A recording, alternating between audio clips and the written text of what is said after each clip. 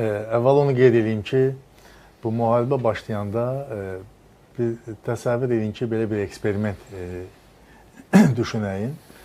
Unikal vəziyyətdir. Birləşmiş Ştatlar hücum edib İrana, Çin üçün unikal vəziyyətdir. Hansı anlamda? Avropa üzrə müttəfiqlərlə münasibətləri korlanır. NATO'nun dağılmasına qədər iddialar ortadadır çox kəskin vəziyyətdə. Yəni Birləşmiş Ştatlar faktiki demək olar ki, müharibəni tək yapar İsraillə birlikdə. Belə olan vəziyyətdə əladır. ABŞ-ın əsas rəqibinin başı qarşı bu cür ağır problemə. Çin gedib Tayvana qoşun yeridir və çox fövqəli dövlət orada. Tayvan məsələsini bir dəfəlik həll edir. Əla şəraitdə, əla gözəl. Bu şans həmişə ələ düşmür axı.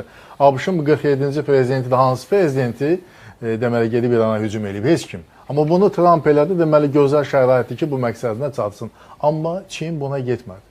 Çin 2028-ci ilə hazırlaşır. O 28 dedisə, 2028-ci ilə hazırlaşır. Tayvanda seçkilərdir. Bəli. Və fikir verirsiniz, bir qədər öncə müxalifət liderinin Amindant, onların deməli rəhbəri gəldi Çinə. Düz bir həftə Çində oldu.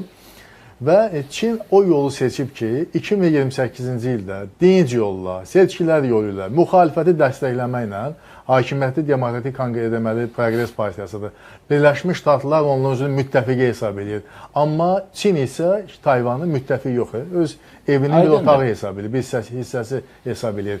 2028-ci ildə Çin bu fürsətdən istifadə edəcək və Tayvanı bax dinc yolla, bax heç qansız, qadasız, raketsiz, tamaqavsız.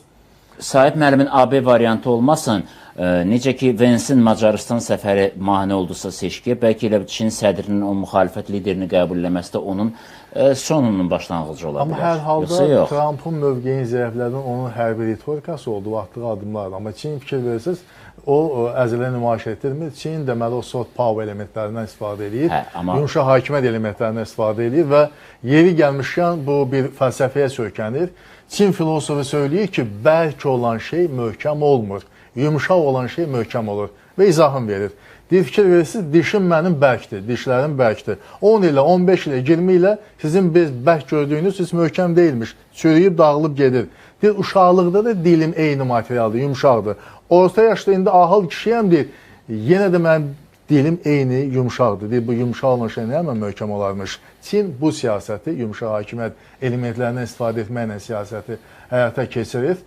Və mən Çinin həm də o baxımdan hesab edən uduşludur ki, Çin bilir ki, gələcək əsas rəqibi elə bu gün də Birləşmiş Ştatlardır. Özü üçün hər iki dövlət bir-birinə məsələ rəqib gözü ilə baxırlar və gələcəkdə toqquşmalar da istisna olunmur. Və belə olan vəziyyətdə Çin Birləşmiş Ştatlarının nəyi var, nəyi yox.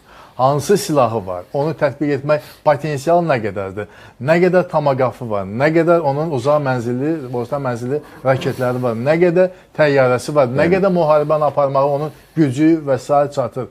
Bunları bu Çin üçün əlinin içindədir, gözəl bilir. Amma Birləşmiş Ştatlar axı görməyib ki, Çin, indiki Çin, bizim tanıdığımız Çin, 2049-cu ildə dünyanın bir nömrəli dövləti olmağı texnoloji baxımdan seçən Çin, hansı deməli potensialı gözəl malikdir, Çin bu addımları atmayıb. Bu baxımdan da uğurlu vəziyyətdədir və mən hesab edirəm ki, indiki vəziyyətdə Trump elə bir situasiyaya düşüb ki, o danışıqlara getsə və danışıqlar yolu ilə, danışıqlar artıq kompromisdən keçir. Kompromisə getsə və İranın kompromisləri tələbi o qədər qəlizdir, o qədər çətindir ki... Elmə müəllim, növbəti danışıqlar ola bilərmi, Raul? Ola bilər.